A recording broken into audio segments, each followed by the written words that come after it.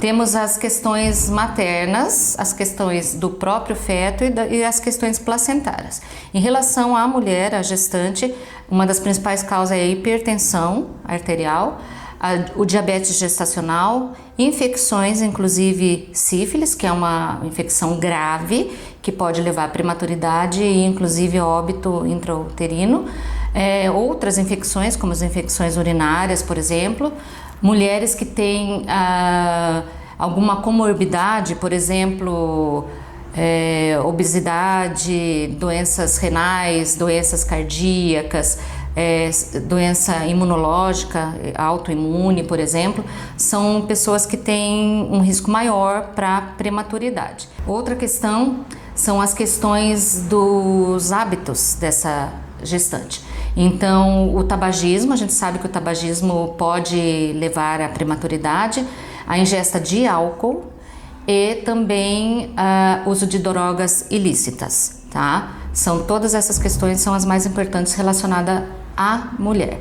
Em relação ao feto, o mais comum são as malformações que podem acontecer no feto, ou genéticas ou cromossômicas, e que pode levar a um parto prematuro, e também placentárias, causas placentárias, que é o descolamento prematuro de placenta. Essa gestante pode ter também algumas condições em que seja necessário encaminhar para algum especialista, por exemplo, diabetes gestacional, geralmente quem acompanha é o endócrino, algum problema cardíaco que essa mulher possa ter, precisa ir para um cardiologista. Na questão de obesidade ou de magreza, uma magreza extrema, alguma coisa nesse sentido também às vezes precisa uma nutricionista.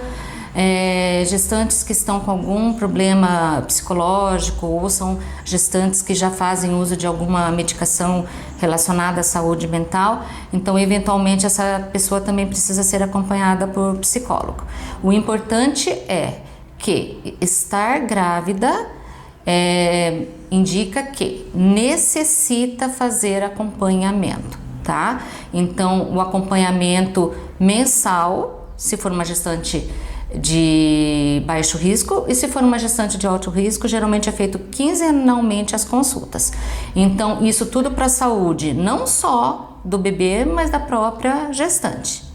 Doutora, falando em bebês que nascem prematuramente, nascem com algumas complicações, essas complicações elas se dão na infância, primeira infância, ou elas podem ter essas complicações pela vida adulta também?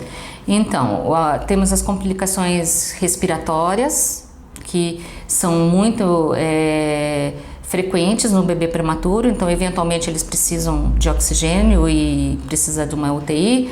Temos também as complicações do trato gastrointestinal, do sistema nervoso central. Em relação à imunidade da criança, todo bebê tem que ter um cuidado especial, mesmo sendo de tempo normal.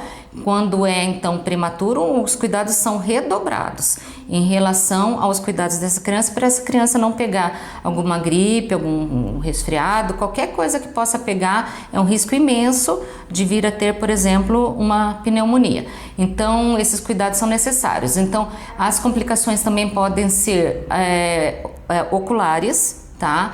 E auditivas, e também a gente frisa a importância de fazer todos os exames depois que o bebê nasce, aqueles exames de triagem, que é o teste da orelhinha, o teste do pezinho, o teste do coraçãozinho e o teste da orelhinha, tá? Mas essas complicações, elas dependem da complicação, é mais no período neonatal mesmo, naquele período nos primeiros dias até a criança se restabelecer, ou tem sim problemas que podem acontecer para o resto da vida, por exemplo, as sequelas oculares, né, que quando acontece pode ser para o resto da vida.